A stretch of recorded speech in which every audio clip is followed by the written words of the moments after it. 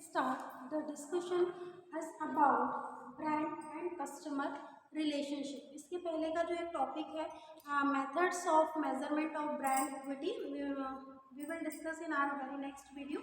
But in today's video we will discuss just about the brand and the customer relationship.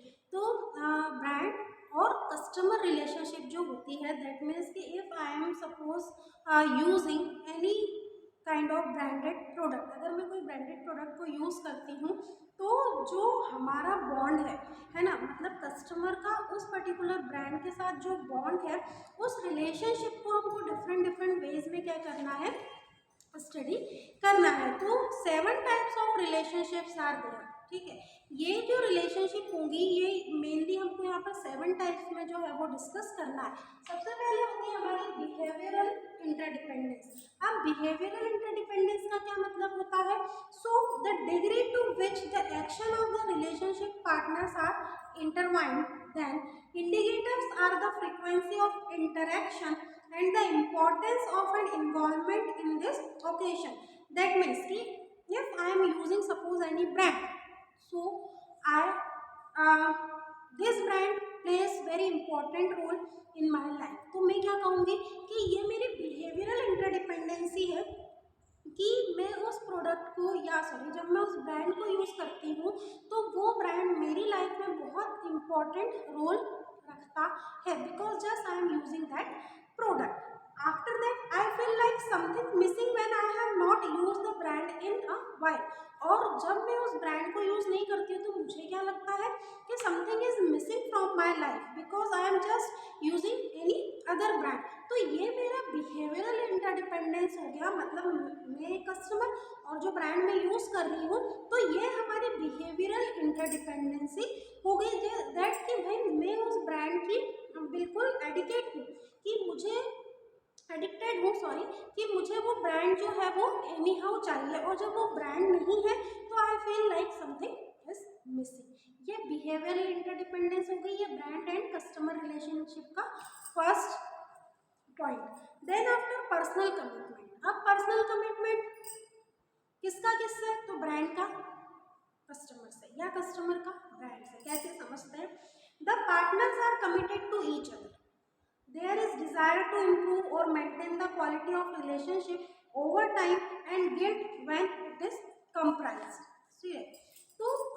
Compromise.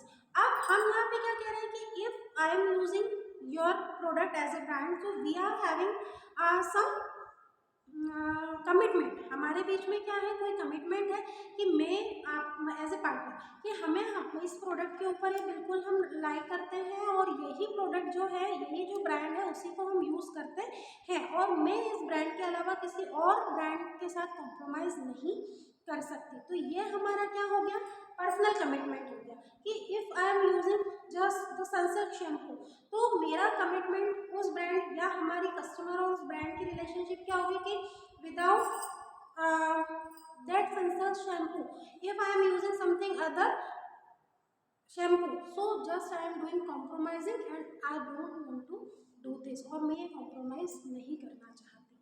तो ये हमारा personal commitment हो गया. जैसे I feel very loyal to this brand, किसी भी brand के साथ मैं बड़ी लॉयल हूँ.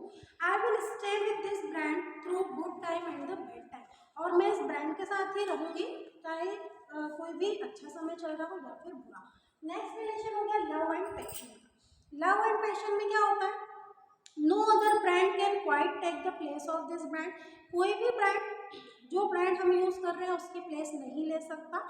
I would be very upset if I could not find this brand, और मैं बहुत उदास हो जाऊँगा अगर मुझे ब्रांड नहीं मिलता है तो ये हमारी लव एंड पैशन को शो करता है, कस्टमर के लव एंड पैशन को शो करता है ब्रांड के प्रति, कि भाई मुझे तो यही ब्रांडेड प्रोडक्ट चाहिए, इसके अलावा हम कोई यूज़ ही नहीं करते, और अगर ये प्रोडक्ट मुझे नहीं मिलेगा तो I feel very upset. Next the nostalgic connection. अब ये जो हमारा नॉस्टैल्जिक कनेक्शन है ये कैसे है, मतलब कस्टमर का ब्रांड्स के साथ कैसे है, तो समझो.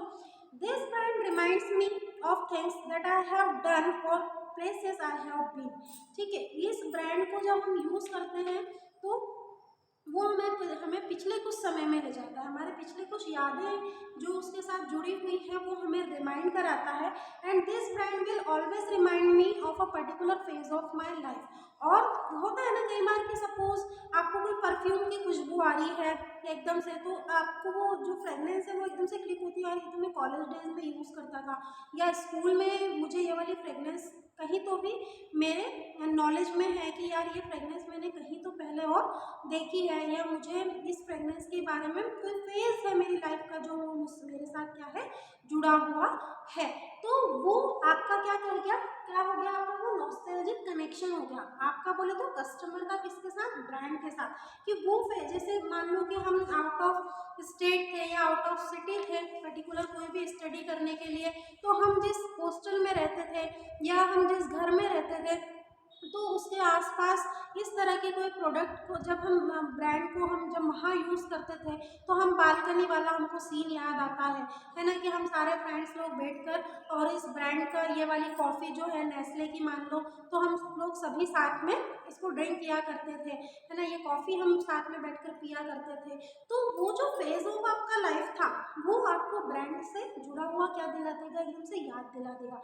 तो ये होता है कस्टमर का ब्रांड के साथ nostalgic connection.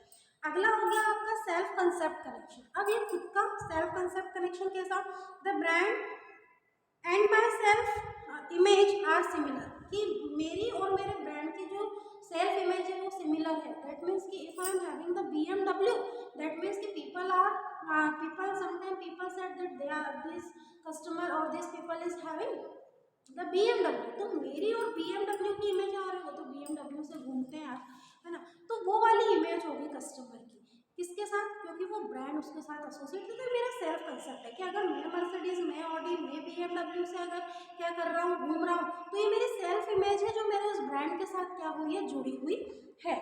Then the brand reminds me of who I am, और वो ब्रांड कि मैं BMW से बड़े शानदार तरीके से उतर रहा हूँ, तो वो ब्रांड जो कार है वो मुझे ये रिमाइंड करा रही है कि भाई मैं कौन हूँ, मैं IAS ऑफिसर हूँ, या मैं एक बहुत बड़ा डॉक्टर हूँ, या मैं एक बहुत बड़ा एडवोकेट हूँ, वॉटेवर।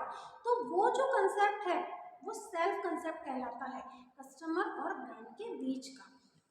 फिर होता है इंटीमेसी।